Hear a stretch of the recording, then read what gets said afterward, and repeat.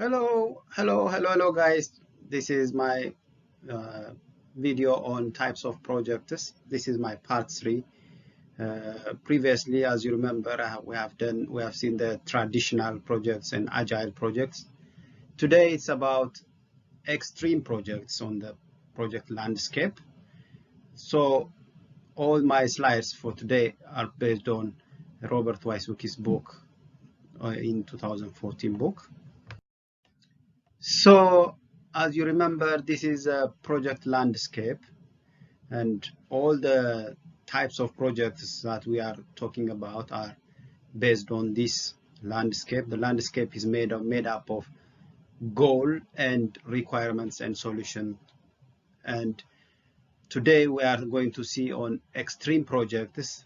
Extreme projects are projects with unclear requirements and solutions and clear goals, but the unclear goals, both are unclear. The goal is unclear and requirements and solutions are unclear as well. So it's a kind of very complicated. So extreme projects have, as I said, no clear goal and no clear solution. And the goal is, when you start doing the project, your goal is a best guess.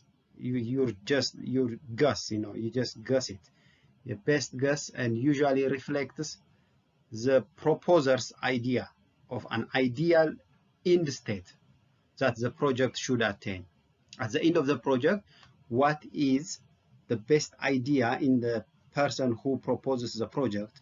What is he wants to be achieved? That is serving as a goal. And trying to establish some future state through some enabling solutions. So there's no clear goal and clear solution, but you just try to establish future good state of being using some little bit enabling solutions.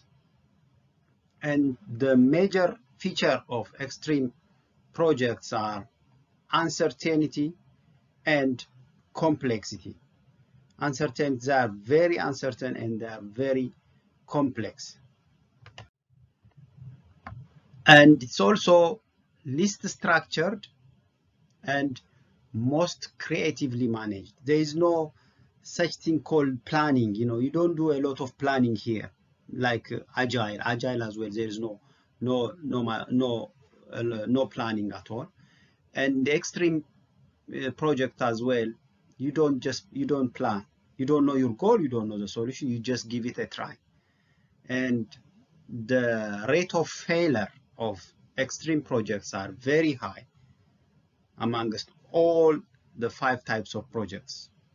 When I say 5 types, we have been talking about traditional projects. Under traditional, we have seen waterfall or linear, and the incremental. And in the agile projects, we have seen the iterative projects and the adaptive projects. So today we are seeing extreme. This is the 5th one. So among all these 5 projects, the extreme project is the one which most of the time fails, because you don't know what you are going to do. You don't know your goal, you don't know the solution. You just try, you just go through the dark and try to find out your way and the light at the end of the tunnel. I have 2 examples. The first one is research and development projects. Most research and development projects are extreme projects. And there is also one example, the person who have been working on developing adhesive. He have been working on it for 7 years, but at the end he came up with a different solution. It's a post-it note. A post-it note, this the small rectangular or square shape paper. You just write something and post it on a board or on your desktop or on your computer, on your table, just to give you a note or a remembrance. So that paper, that's 3M post-it note, they call it. That one is developed when the idea was not this post-it note paper. The idea in the beginning was to do some kind of adhesive, but the person who have been doing on that project for 7 years came up to the 3M post-it note, and here we are using the post-it note paper in our office, for your education, in college and everywhere. So this is some examples of the extreme projects. You will start to do something in your mind, but at the end of the day, you might end up getting another solution, another project, you might achieve something different, and that will be your end result.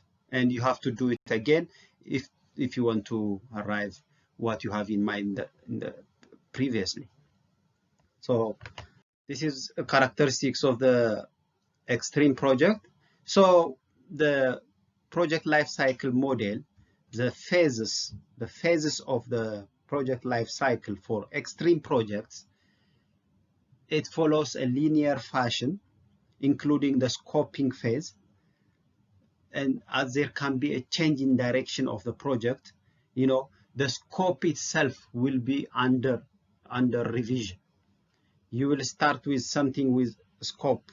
You will have a scope before starting the project, and for that scope you will have a little bit of planning. As I said, there is no planning, but still you will do a little bit of mind preparation, and you will have all the preparations you do, but you don't do detailed plan like you do for waterfall or linear or incremental projects. For agile, no planning. For extreme, no planning. Then after that, you will go launching phase, monitor and control, and you will close the project.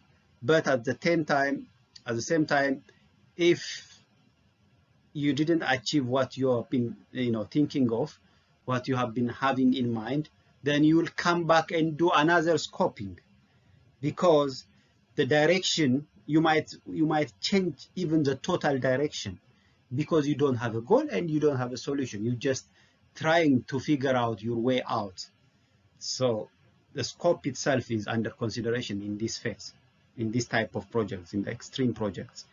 If you get what you want, then you will end up closing the project. So this was what I have for today, extreme projects. I tried to give you some of the the forms, the characteristics of extreme projects, and some examples, and the life cycle model, and where it is located in the project landscape. And I will come up with another video on Zemerix, or that's the reverse of extreme. The words are ordered by reversing the word extreme. Zemerix, I call it Zemerix. I don't know how to pronounce it properly. So I will come up with Zemerix projects next time. Until then, please don't forget to subscribe to my channel, share, like, and comment on my videos, and please click on the notification bell if you are using your mobile phone. Thank you very much. See you next time.